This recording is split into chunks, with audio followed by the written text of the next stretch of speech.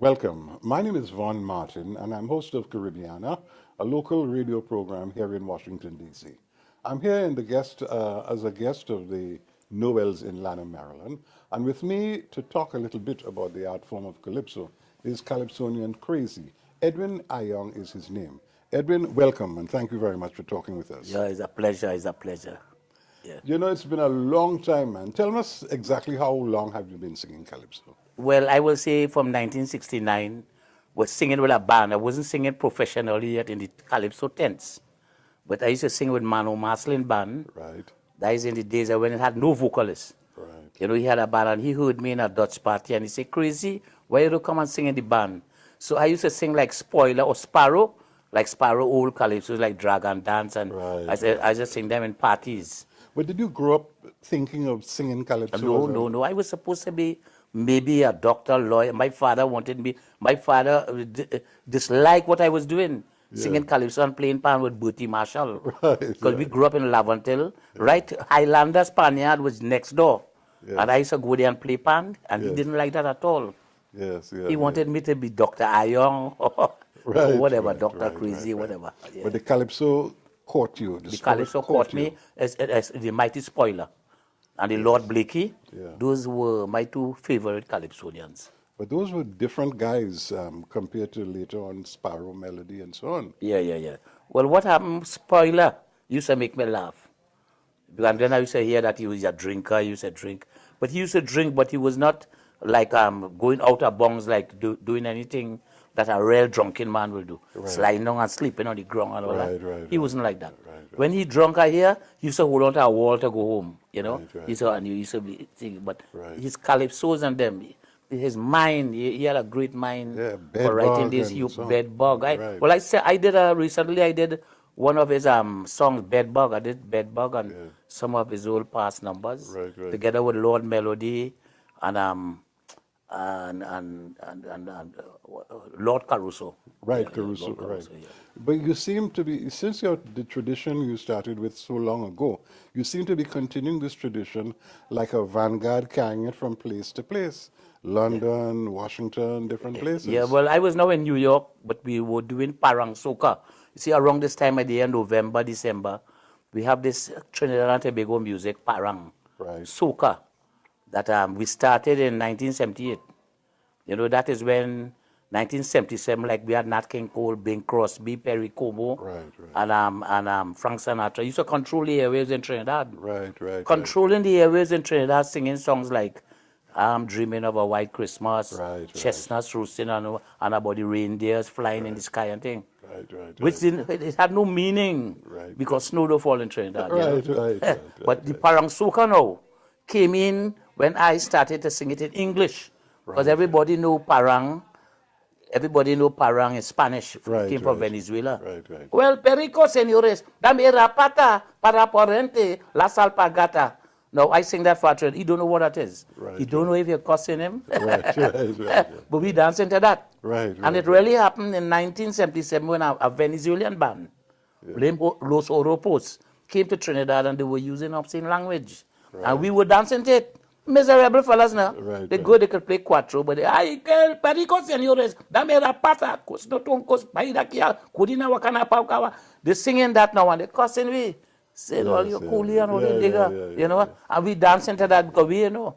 So when I changed it into English, that is when the Parang Soca was born. And that is the music that song you did, it was a big hit.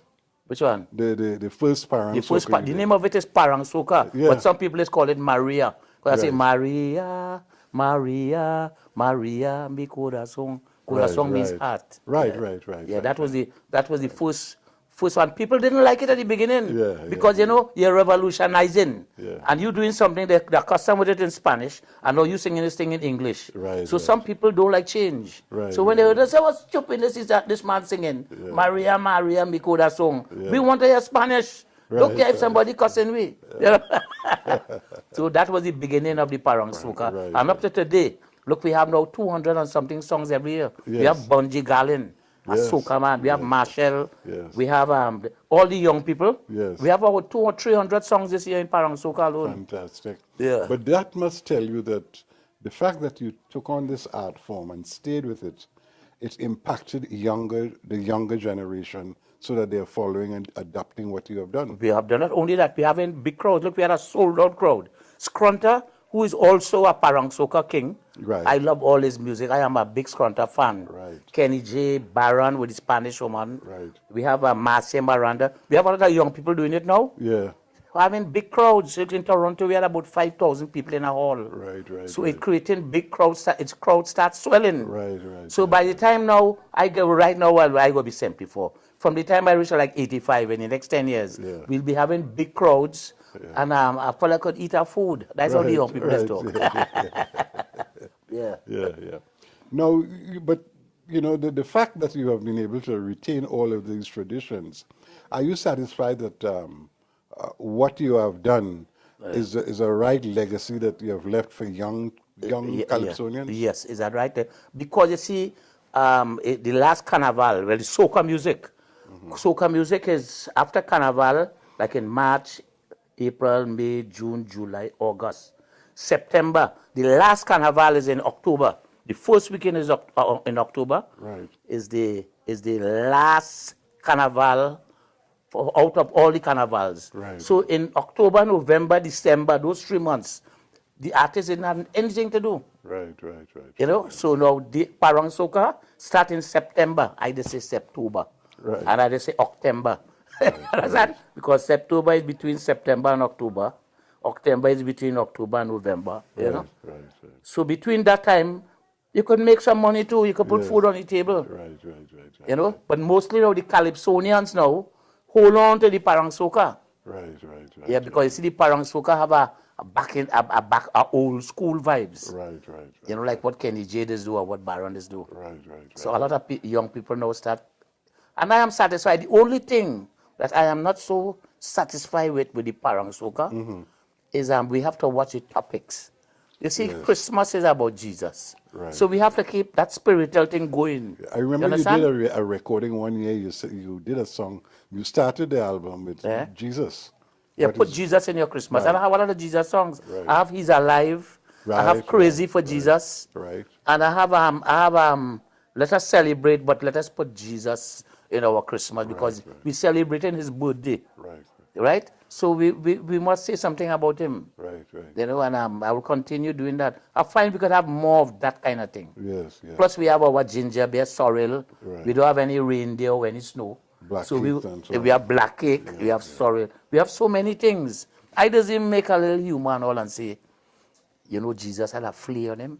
Some people say it's FLAA or FLEA. Right. So I just say, Joe, you only know that Jesus had a flea on him? Right. They say, oh, Jesus had a flea. I said, the man was born in a manger. Yeah. Fleas just go against a thing. I say, when Moses, what Moses tell Joseph? Take Jesus and flee to Egypt. Right. So Jesus had a flea on him, and some people like that. Right. Now, are you satisfied with the way your career has gone? Well, I would say yes, because I think I make the world better. I think I made the world better by creating these things, and then I get a lot of compliments. I always on Facebook. And some of the people love me on Facebook because they say, crazy boy, keep on going, they inspiring the young people. Mike, I find I did great. Right. And I believe, because I'm doing a song right now named I Want to Go to Heaven. Right. I'm doing some spiritual song. I want to go to heaven, live this life without strife, live it nice. I want to go to heaven, for my Lord has already paid the price. Right. So I think and I feel that it's straight up the road for me.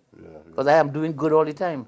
Do you practice the songs, or how does the song come to you? It's natural. Or it's natural for me. But I also work with a writer, one of the greatest writers that we have ever had, Dr. Winsford. He just got a degree, a doctorate, Dr. Winsford, Joker Devines. Right. He's the man who wrote the song Progress. Right. And not only that, he wrote a lot of songs. A lot of songs, yes. He wrote songs, he wrote over 91 songs as Sparrow. Yeah. You know? I mean, some people don't like to hear that, but all those crowns and things, he used to we passed that stage, Drunk and Disorderly, Miss Mary, all these big songs. He's an excellent writer. He's one of the greatest we ever had. I just work with him right now, and we are doing a lot of songs. We just do like 15 or 20 songs a year. Yeah, we put a lot of Sean Daniel's song, God is Love. Right. God is love. It's Vince Ford and myself did that. Right, And we did about 10 this year. Yeah. Which you will be hearing during the season. During the season. Yeah, but I don't like to call out songs that we did for people, because sometimes, some people just look at that as disrespect. Yeah. But I was interviewing Spitfire once, and he was saying that these are the elder Calypsonians, and they were saying that they didn't like what the younger Calypsonians should be able to do was to write a calypso and sing the calypso themselves. Don't sing a song that somebody else has written. How do you feel about that? Well, what happening there is not everybody could write a calypso, or not every. All right, for instance, like that song "Progress," they say is the greatest calypso. Yeah. If now Winsford Evans wrote that song for he to sing, right?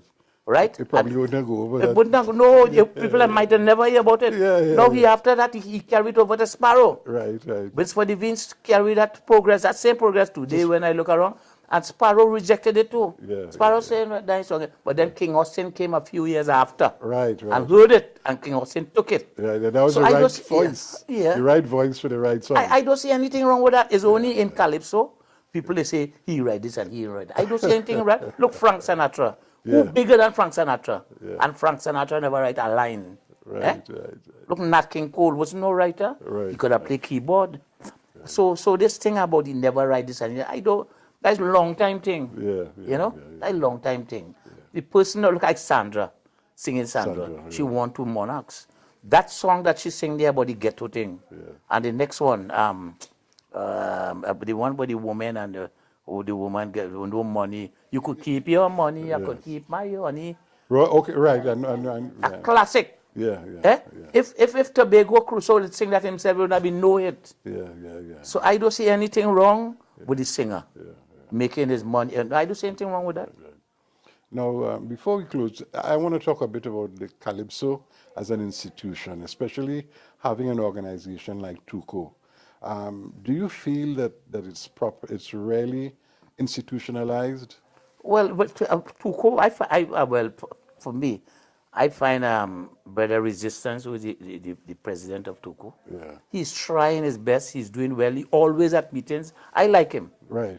And I find they are trying, although things could be better, but they need help, like financial help. And right now with the economy, things are very bad with the economy. You see the money keep going down, and they are trying their best. But I think we could do better if the finance start thing, because they will start to work with $300,000. $300,000 can't do anything. So I like TUCO one thing, but like in every organization have problems. But we could improve as years go by, because TUCO is only about how much? 10 years or 15 years old. So maybe when we reach our 25th anniversary, the economy might be back up and we might be doing better. Right. I'm sure.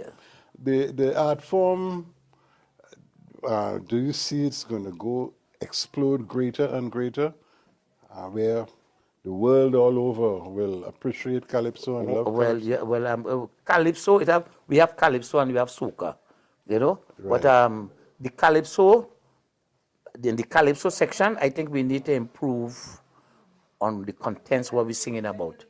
We have to start, if we want our Calypso to reach outside to the world, we have to start doing topics like Donald Trump. Let's sing about, because right now Trump is in the news. So let's sing about that to see the Americans will pick up on it. Like how I would say, like Kim Jong is giving trouble. I say, Donald is the man, fuck him. Because Obama said so too. All over, people start to say, Donald is the man, fuck him, for Kim Jong. That is right? So I don't want all to get me wrong. Yes. Well, Crazy, anything you'd like to say? It was so nice coming here to Washington, and I have to thank Earl Noel. Yes. I have to thank this boy here with the camera, Tony, a young, good-looking fella. He said that he loved the Calypso and the soca. And just now with the soca now, just now you asked me about the soca. The soca could improve. We keep saying the same thing over and over. Jamsi, jukshi. If we could try and improve on the lyrics a little more. Well, listen, it has a different function than the Calypso. The calypso educates and right, teaches, right, yes. and the soca is more dance. Yeah, but give me the old school calypso Yes, all the way. Like in Time to Come, what I sang some years ago. Yeah, When I said America will have a black president. you know I love that song. Well, they say that's a classic. Yes. And we have to give all credit. Well, the same Dr. Winsford Devines. Right. Is he and myself did that song. Right. Yeah, because I went to him with the idea, America never had a black president. Yeah. And he put some lyrics together, and I did the melody, and you know. Yeah. We're crazy. Anything you'd like to add? Yeah, man. Well, I would like to thank you too. It's a long time I haven't seen you. Yes. And for playing all that thing. And I would like to add, I would like this man here. I'm talking to Trinidad and Tobago now. This man deserves a national award. Von Martin. Do a history on him, do a checkup, and you'll see whether the man deserve it. He and Sonny Black from London. That is no, I'm telling you. If you see that come, it's because his eye was pushing it in Trinidad. It have some men out here, no, they forget all year. Yeah. When they're giving awards, they're supposed to send a ticket for Von Martin and say, Von, thanks a lot for what you did for Sparrow Kitchener, Crazy, and all them fellas. Blue Boy. No, my mission isn't to do things together. Right, all right, good. But if it I want to do come it in. for young people and the people of the world to know about our home, Trinidad and Tobago, more, and the Calypso art form. So it's been a real treat talking with my good friend Edwin Ayoung, Calypsonian Crazy, as we talked about Calypso, his career, and his influence on the young people of the world. So this is it. Thank you very much. And I'm Von Martin. Have a good evening.